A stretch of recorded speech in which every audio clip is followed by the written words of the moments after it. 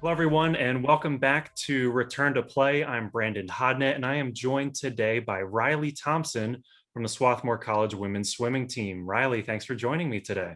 Yeah, thank you so much for having me. And Riley, you're calling in from campus, right?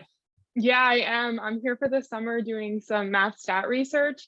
We're looking at modeling fingerprint analysts complex decisions. So it's been really, really interesting. Okay, well, I just got off the Zoom with Horace Shue. Is he doing the same thing that you're doing?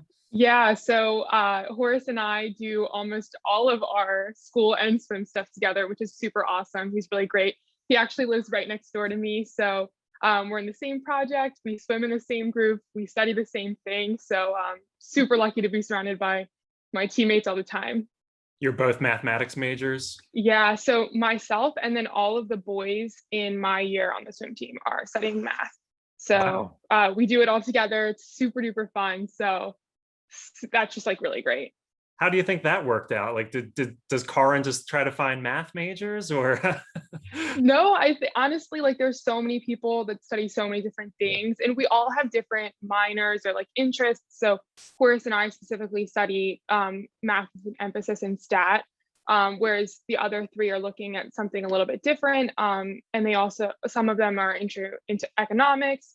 I have a peace minor and a cognitive science minor. So our interests overlap, but it's also different enough where we have other things going on. So it's kind of nice to have the best of both worlds. Well, that's cool. What's been a typical day like in the research lab here this summer? Yeah, so normally I swim from 7 to 8:30, and then I have to go to work at 10. I'm there from 10 to 4. We do our own work in the morning and group meetings in the afternoons because one of my group mates is on the West Coast. But out of the five of us, four of us are on campus and we work together in the same room. So it's like a really collaborative experience, and it's just been a really good time. As you're doing the statistical analysis, like if you could kind of talk me through what that practically looks like, what do they have you tasked doing? So my mini project within our umbrella of forensic science is I'm looking at this data sets that the FBI has released that let us look at whether or not analysts are correct when they match fingerprints. Because in a real world scenario, you would have no idea if you're picking a print off a crime scene if it matches a suspect. So the studies are designed to have smudged prints or things like that that mimic real life situations to kind of figure out how accurate are these analysts when they're making these choices. And so I'm looking at using a software called R. And so we use like some modeling system that someone else way smarter than me figured out a long time ago, but kind of using that foundation and applying it to this scenario. And so we have a pretty good idea about how accurate these people are, and our models are actually really, really accurate. But you'd be shocked to figure out how incorrect these analysts are. So that's kind of been an eye-opening experience, kind of looking at some of the flaws in the US criminal justice system and how subjective that experience is. So definitely been an eye-opening for me. The goal of the summer is to kind of share that message with others to draw attention to what's going on and why it's a problematic process. Well, that's really interesting, and I can see why it's important to get to the bottom of it. And is this something that you kind of could see yourself doing after graduation? Is this kind of the line of work that you'd want to apply your mathematics degree to? I definitely am not opposed to it. I think that the part about doing something forward facing and drawing attention to the flaws in the US criminal justice system is like really fascinating, and it connects to my peace minor. I have a lot of ideas about what I don't want to do when I graduate. I don't think that I'll be a professor of any kind, but I've definitely thought about it, but I'm really open to a lot of different things. That's great. While we're talking about your studies, what's been one class at Swarthmore that you've really just enjoyed, that it's something that really clicked with you, or just has been meaningful to you, whether it was the professor or the class? I know I'm kind of putting you on the spot with that, but is there one that kind of sticks out, like, oh man, I really love this class? Yeah, so I've taken like a couple peace classes, and prior to coming to SWAT, I didn't really think that that was like an area that I would really be interested in.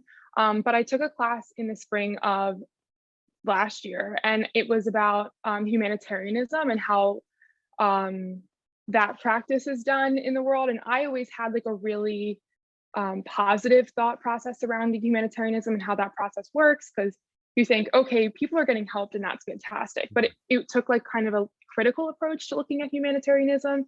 And I just found that class to be completely like eye-opening and really fascinating. And that was with Professor Amy Caput. And I'm taking another one of her classes about women's education in the Middle East in the fall. So I really, really loved that class.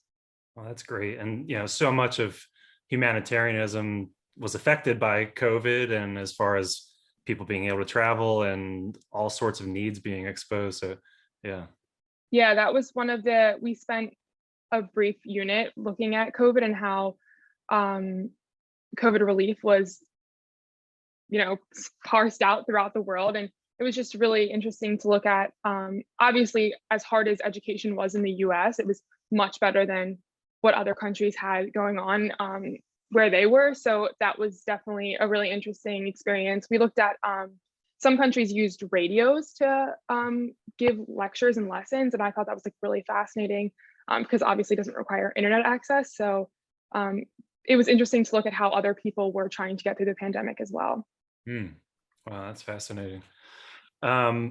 Let's flash back. Now we're talking about the pandemic. March 2020, where were you when you found out that the school year was not going to, end the way you thought it was going to? Yeah, so I was in Jamaica when the world shut down, visiting one of my friends, one of my other teammates. But I found out that we weren't going back in the middle of a grocery store. And that was just such an upsetting experience because I was just so sad, not only for myself, but for my friends that were graduating.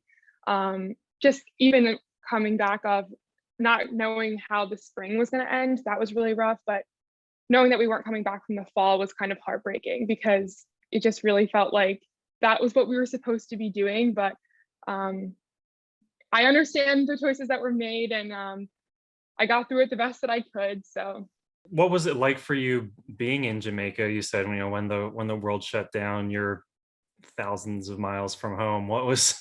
How did you feel? How did you react to that? it was so nerve-wracking. And then I remember when we were flying home, we did a couple like circles around. I flew to Florida first and had a layover and then came to Pennsylvania. But we were circling around Fort Lauderdale trying to land for a little while. And I was like, oh my goodness, please put the plane on the ground in the States just so I could, like, God forbid if anything happened, like drive back to my house, figure something out. But yeah, that was definitely a scary experience because I haven't spent too much time out of the States. So that was kind of crazy. Wow, that's wild. So you told me that you took all of this past school year and studied virtually. Mhm. What kind of led you to that decision? Yeah, so in the fall, since I was a junior, I wasn't given like priority in the housing situation. So that decision was kind of made for me. I was pretty confident in wanting to continue on like my academic journey. I think that for me, it was really important, especially as like a math major, building upon the courses that I had taken prior. I was nervous about taking a gap and kind of losing some of the work that I had put in the past 2 years. So that decision was kind of easy for me anyway. So coming back in the fall, I knew that I was going to be doing school virtually. That was really hard because I live in Ridley Park, Pennsylvania. So I lived 3 miles from SWAT's campus. And so knowing that my friends were here and I was missing out on that opportunity was a really rough thing to go through. And then flash forward to the spring when I was able to come back, it just didn't really seem like that experience was going to be what I wanted. I was hoping to come back to a normal SWAT, and I think that coming back to a SWAT that was restricted would have been harder in a lot of ways. So that decision was a little tricky, but I was fortunate enough to be able to live with some of my friends in Florida. So 2 of my teammates and I spent the semester doing virtual school from Fort Lauderdale. So that was really, really nice to kind of get a little sense of normalcy, spending time with my friends, but kind of still be trapped in that COVID bubble. Well, I imagine when you were in Florida, it was a little easier to find a pool to use down there. But before going to Florida, was it tricky for you trying to find a place to stay training and everything? Yeah, so I didn't have access to a pool the entire spring of 2020 when the world had shut down because things were a little bit stricter. I was able to swim the summer of 2020 because things were outside, and that was an easy transition to make in that regard. But then once the weather turned and people moved to inside swimming, I had no pool access. So that was kind of rough. But in Florida, I did again, which is really, really nice because the guidelines were a bit more lax there. And then you're also able to swim outside all year round. But yeah, there was a good 3 months in there, 4 months maybe, that I was completely without pool access. Yeah, I'm sure that was so tough. Hmm. Yeah. So you are coming back for your senior year, right? Yep. Coming back for your senior year. What are your hopes and dreams for your last year at Swarthmore? I think that my hopes and dreams for my last year at SWAT is just to have like a really, really good time with my friends. I think that I hope that we're getting back to this kind of normalcy. Things are already starting to lift as I've been here for the summer, but I think that my hope for myself, my hope for my teammates is that we kind of feel like we picked up where we left off. And I think we've put in a lot of work during this last year and a half trying to figure that out and stay connected with one another.